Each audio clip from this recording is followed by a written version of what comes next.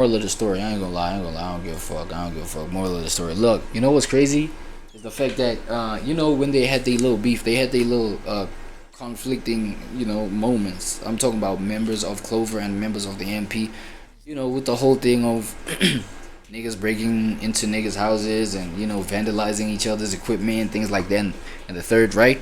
And I understand that was all entertainment. You know what I'm saying? And moments like this clarify that because it's not real smoke. It's just streamer entertainment, right? And then once those streaming cameras have to go off, and families have to go, and you know people have to go spend time with families and things like that. It's like, yo, it's actually it's actually all love. It's never been smoke, and this is the example because, right, Reggie, Clover boys, and Phantom AMP, and yeah, I just wanted to point that out to be like, yo, like it's nothing serious. It's never anything serious because now we see that beyond that, niggas is actually family. You know what I'm saying? And that's why I couldn't blame somebody like Reggie, bro, for developing this kind of mind because me myself, bro, like I'm not like my parents were never married. You know what I'm saying? I'm a, what do they call them? Illegitimate children, illegitimate child. You know what I'm saying? I I once was familiarized with the term love child. You know what I'm saying? I was like, yeah, I think love child rings off the tongue real cool. But the situation is not cool though because, you know, as I said, bro, the fact that y'all broke up is the fact that, that highlights the fact that y'all were never on the same page, right? That's why y'all had to break up. But then now, check it out, y'all got this kid. Okay, all this noise outside, like, yo, please don't mind that. Excuse that.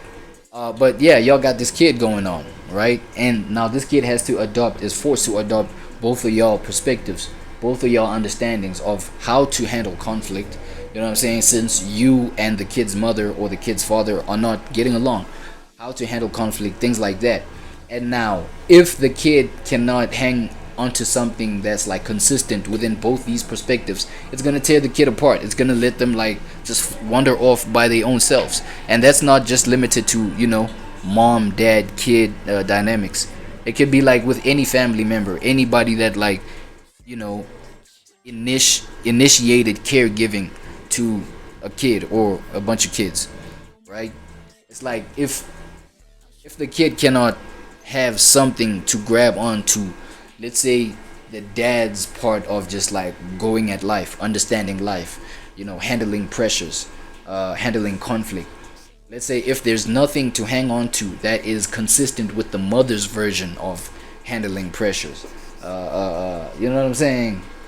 Being grateful about life, like etc., all of that, like handling the outside world. If there's nothing consistent there, yeah, that whole thing is gonna be torn apart. Like I remember, like I I went to boarding school, right? I started boarding school like from like grade 10. You know what I'm saying? That's like high school.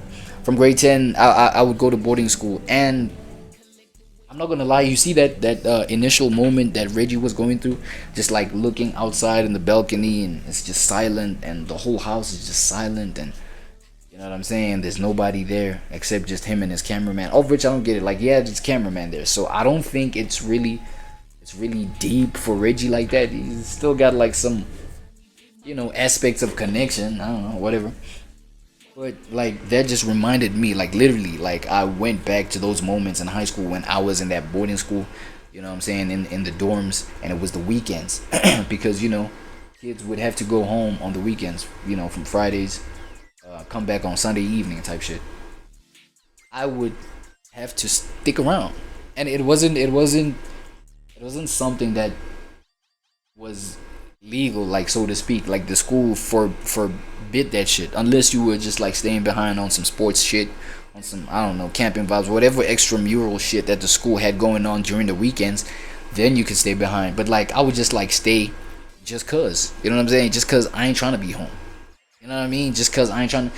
And again, I had my reasons. These family structures, these situations, they have their reasons. These minds. And it's not just Reggie. And if you're the same way, it's not just you. I feel like, especially nowadays, more and more people are going to realize that there's actually more people who are going through these kind of like isolated events or isolated perceptions of their own lives.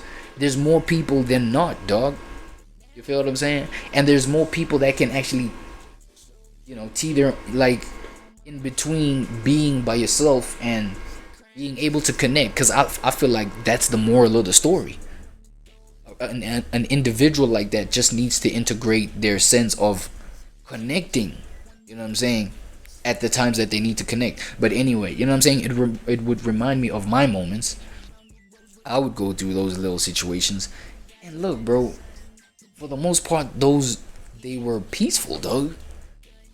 Yes, they feel alone as fuck, you know what I'm saying. Like, yeah, you would go through moments where it's like, damn, okay, I wish I was like at home right now. I wish I was like with family right now, with friends right now. But then that's when I would pop out and just go, to like my friends, the friends that were like living around, my boarding school that I was at, because home was like an hour away, an hour and a half away type shit. So I would just like go to the friends that are around that I kick it at school with. But it's the weekend, so they're at home, but I'm just like the only boarding school guy, the only boarding member that's at the dorms at the school, you know what I'm saying, during the weekend. But then you go, come on, bro, like it becomes second nature, and you realize that you're not the only nigga that goes through that kind of shit, because other people would like often like stay behind there and be like, oh damn, you also go through, and then y'all connect on that front, you know what I'm saying. The other loners that you end up bumping into, you can try and establish family on that front, of which that gets much more harder to establish a family with a stranger who's also a loner. That's why you bumped into them in the first place, and then trying to establish a relationship, a connection, or whatever, right? Because they may have their own reasons that keep them isolated. So you know what I'm saying. That's where that whole balance comes in play. Like, with a person like that, let's say you're a loner, right, or whatever, you prefer like just being by yourself, of which it's not a good nor a bad thing, it's neither here nor there, I'm just trying to make a point, right? And then you meet somebody who's like that as well, who's a loner, blah blah, introvert, right? And then y'all might just relate with one another, or for the fact that you're always alone, dog, you know what I'm saying, but you make it work, you actually kind of enjoy it. Oh shit, I actually also kind of enjoy it too, damn, you know what I'm saying. And then that might be a point of appeal for both of y'all, and then y'all might just start having more and more frequent conversations with each other. But that's not like a license for, oh shit, I found my family, somebody to attach to like 24/7, because that would only expose the fact that you're not really a loner. You actually do desire connection. It's just that you found yourself in the like wrong places to establish that, right? That's it, that's all, you know what I'm saying. But I'm just saying, like, this is a conversation, this is a speech for like my loners out there, people who actually find joy in that. Like, yo dog, I'm peaceful being alone. It's just that, yes, it does look crazy sometimes, and it does feel crazy genuinely, you know what I'm saying. But then that's where you look at another loner who's at peace being by themselves, but having that point of connection that won't force y'all to be together 24/7. That's it, that's all, you know what I'm saying. That's why what happened with Reggie needed to happen, you know what I'm saying. It had to happen for him to like scoop him up. Hey, this is just for, oh shit, you by yourself for Thanksgiving, nah, pull up, you know what I'm saying. And then they eat up, whatever, share the moments, and then everybody back to their corners. That's how I would handle it. That's how I would handle it if I were Reggie. But I'm not Reggie, and clearly with Reggie, bro, Reggie's the kind of person who is, I think he, in his true nature, he is family oriented.